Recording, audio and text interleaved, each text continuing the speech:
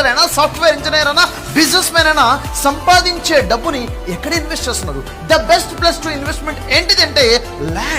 land మీద invest చేస్తే ఒక వ్యక్తి సంపాదించే డబ్బు కన్నా ఎక్కువగా ఆ ల్యాండ్ తన కోసం సంపాదించి పెడుతుందనే నమ్మకంతోనే ఈరోజు అతి ఎక్కువ మంది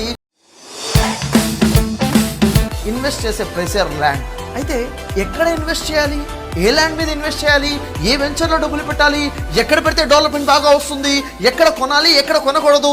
అనే దాని గురించి ఆరా తీయడానికి